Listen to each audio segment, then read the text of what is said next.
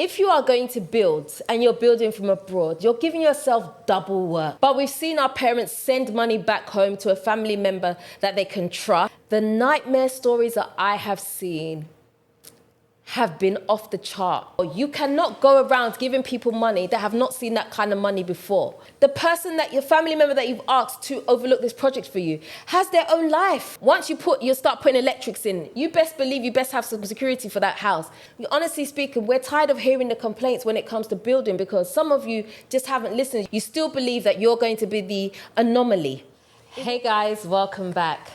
All right, today's video, I want us to talk about why you just shouldn't bother building if you live abroad. You just shouldn't waste your time, waste your energy, waste everything. You just shouldn't do it. I'm going to tell you the reason why I'm saying that. Now, for a lot of people, your dream is to move to Ghana, build a house, and have this amazing lifestyle. And there's nothing wrong with that per se. But you have to understand, if you are going to build and you're building from abroad, you're giving yourself double work. No, double's not even enough, like quadruple the work, honestly speaking. Because I've been building and I'm here in Ghana. And the challenges that I have faced just being here and having to micromanage, I can't imagine what that is like doing it from abroad where you are relying on someone to send you videos and photos. It's a problem. It doesn't work. It really doesn't. We've seen it even with our parents. If you've had parents who have built in the past, we've seen the issues that they face. Very, very common issues, nothing new under the sun when it comes to that, right? But we've seen our parents send money back home to a family member that they can trust. And, they in the hopes that they have this amazing house when they eventually come to live in Ghana. In 5 years' time, they're going to have this amazing 4-bedroom, 5-bedroom house that they're just going to be able to move into, right? And they'll be sending money for years. But they don't even come and visit because, you know what? All the money, instead of buying plane tickets and coming and spending the money in Ghana, they want to just send the money. They'd rather just use that money, send it to Ghana to do the extra work on the house. And so they don't even come and visit. So they rely on this person to take videos, to take pictures, and to show them the progress. The nightmare stories that I have seen have been off the chart. The things that I've heard people do. I've heard stories where people have, instead of building the house the size that they're supposed to build, they will shrink the house so that they can use part of the money to build their own house somewhere else. They will say you need 50 bags of cement. Meanwhile, 25 is for them, 25 is for you. So they're squandering your money on top. Or they have the pictures that they send you is not even of your house. It's of a different house. That's not the house that is yours. And when you come to Ghana, you have a whole host of problems. We've seen it. We've seen where family members have literally ripped people off by not doing what they're supposed to do, just squandering the money. I've said it before in previous videos, right? You cannot go around giving people money that have not seen that kind of money before. You cannot give somebody £50,000 to come and say, can you start my building for me? Meanwhile, they've never even experienced 50,000 cities in one go before. How can you do that? It's not possible. And also to build, you have to be able to understand how building works. You don't send all the money at once for starters. You send it in bits and you drip feed the money to the workers. You cannot just give someone a chunk of money and ask them to manage it and build your house and expect to get what you want. Also, you have to understand there is miscommunication that happens when it comes to building too, right? You say you want a white kitchen, they've put a black kitchen in for you. That's not what you asked for. There's been misunderstanding just because sometimes people feel like they want to do whatever they want to do, rather because they feel like their ideas are better. It's happened to me. And I've been here on the ground. I told this carpenter, can you do this kitchen for me? Showed him the picture. Oh, yes, this one I can do it. Oh, easy. When he brings the kitchen, it's a completely different design. He believed that his design was better than what I had asked for. And so this is what he's presenting me with. Stupid stuff like that. That's what happens. So you're going to get these issues of mismanagement of funds. Now, if you're not also on the ground, you have to understand that workers are going to cut corners. They are. All builders across the world, they are notorious for cutting corners if they can cut corners. Instead of making the cement rich like you want them to do. Like, make sure you use all 20 bags when you're doing the mix. They will use 15. And they will use the other bags for something else. They will stretch the thing as much as possible to make sure that they can also get maximum profit from the building of the construction, right? Or they want to finish quick, so they haven't done things properly. They haven't maybe let the foundation sit properly. They haven't let it settle. They've just done the foundation. Tomorrow, let's lay the blocks on top of it. It hasn't settled. You're going to have a problem later on. Continuously cutting corners because they want to hurry up and finish this one and go to the next job. If you're not here to keep an eye on them, how do you know that they're doing the right thing? The person your family member that you've asked to overlook this project for you has their own life. They have their own thing that they've got going on. Do you think that they're going to give 100% focus? Even if you're paying them, can you go and just be checking on this? You're paying them to project manage. They've still got other things going on in their life because that's not their job. If something is not your job, you have another focus, which means that sometimes your attention is going to be divided, right? You're much better off hiring a proper project manager who's dedicated to this is all they're going to do. They're going to deliver exactly what you want, how you want it, in the way that you want. That's all their focus is. That's what they do. That's the kind of person that you want to manage your project for you. And not somebody who maybe has just happened to have built their house before and knows a few things here and there, but they really have no idea. They don't even know when the workers are even cutting corners. They don't know.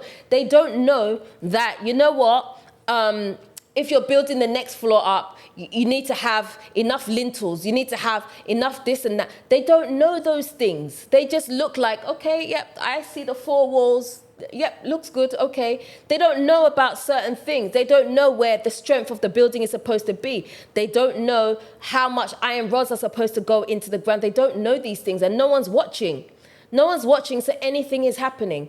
Houses can fall down if it's done in the wrong way. And a lot of us we're so focused on sending money back home for the project to be done, we're not looking. And the thing is, even if you are coming to Ghana and you are going to occasionally overlook the project, you still can't have your eye on everything. You're still going to drop the ball in some respects. Even if you say, you know what, I'll only build when I'm there, that project is going to take you forever to build, for starters. And even that still, you cannot, in your 2 weeks holiday, your 3 weeks holiday, maybe even your month's worth of holiday, how much building work can you get done? And there are certain phases where it's critical that you can't leave the building. Once you start putting electrics in, you best believe you best have some security for that house. Because when people know that electrics have gone in, that's when they're more likely to come into your building and try to rip out the electrics. We've heard it before.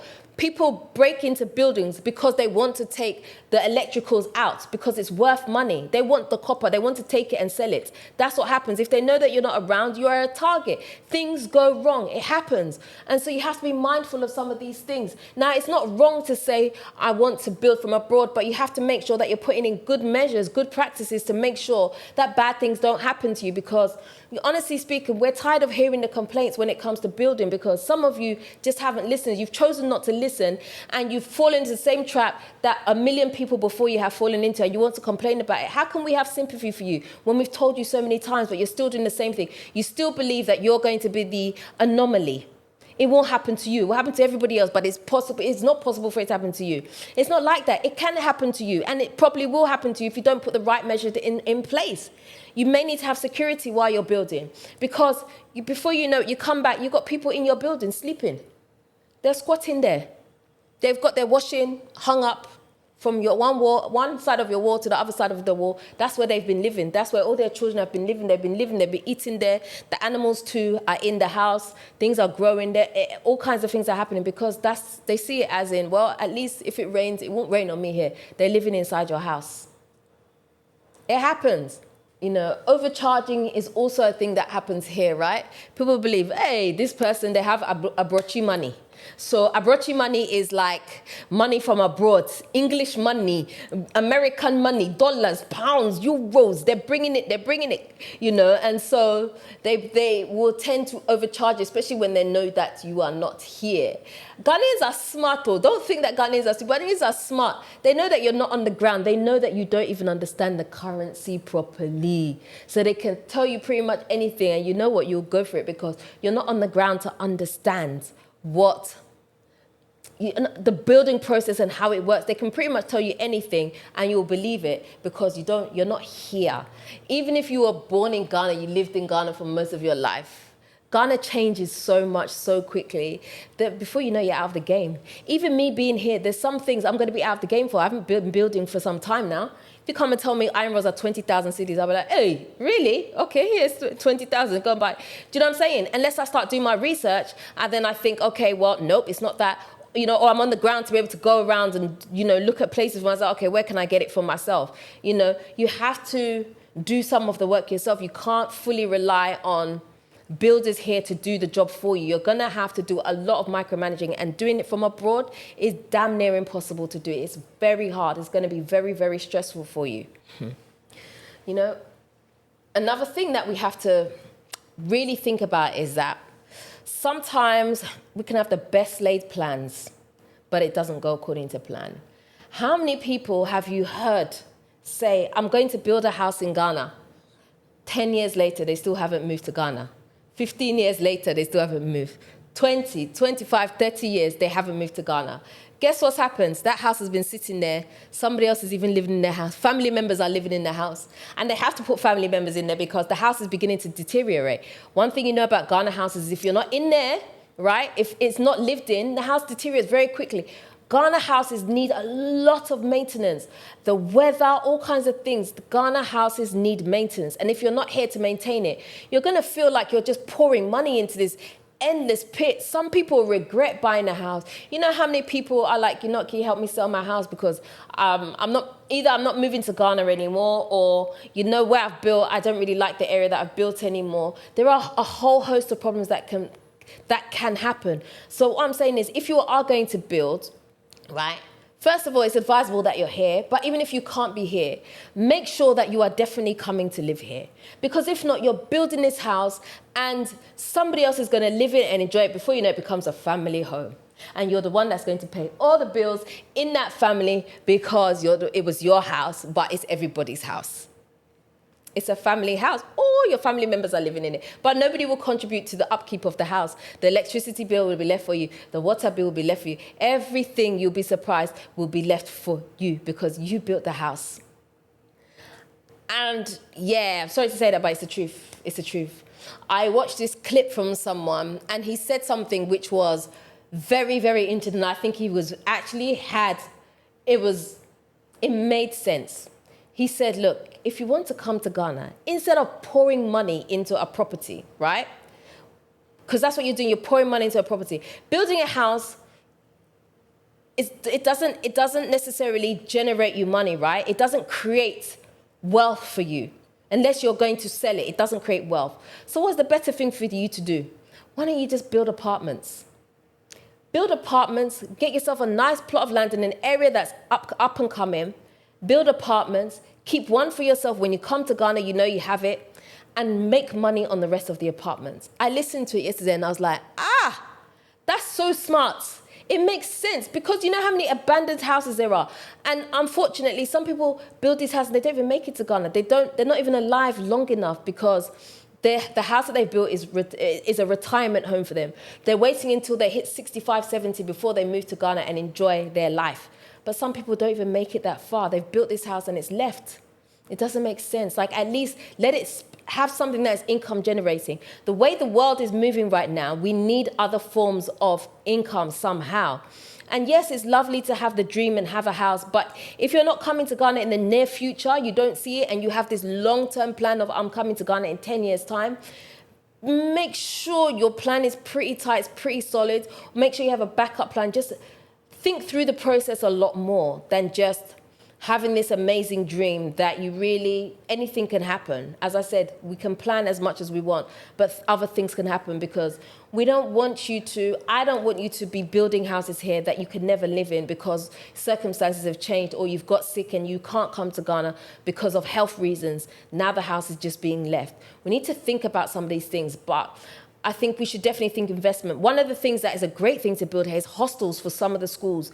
Have you seen some of the hostels that are around? Trash. I don't know how people even live in there.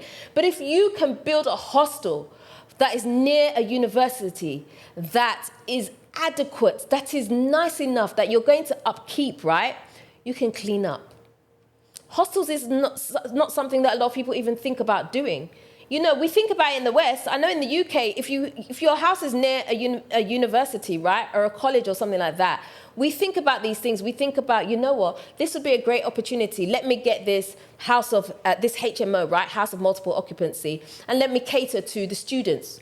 And then you rent out all the different rooms. The same thing here, you could do the same thing here, right? Rent out the rooms and let that generate you money. And even that, if you want to, let that generate you money and use that money to build your house if that's what you want to do. Because at least then you're not having to deal with the exchange rate and you're pouring your money over here. Now the exchange rate has gone like this. And so the money you sent is not what you think anymore. You know, everything is all over the place. Nothing is quite stable. But if you have built a hostel, and you have rented it out to people, you're earning in cities anyway. That's the same cities that you're using to build. So therefore, you're better off. You're more stable that way.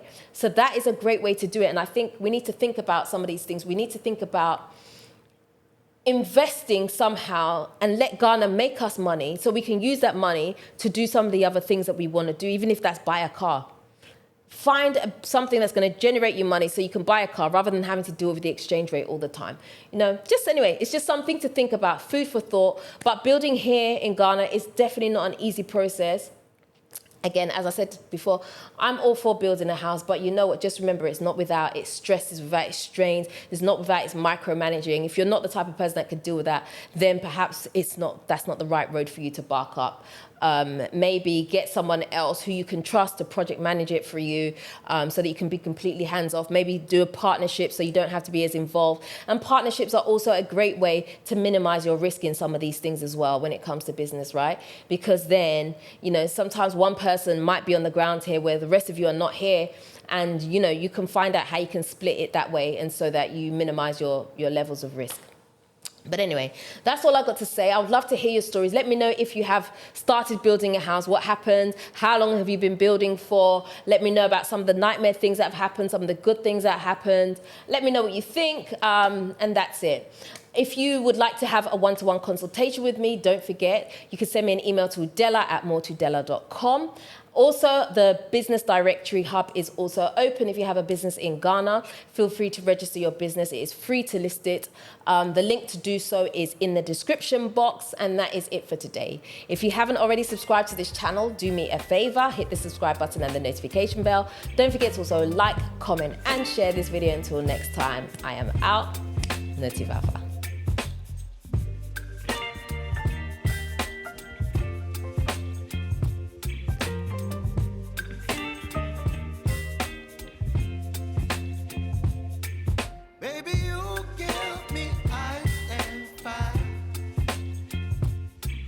Me wind and rain.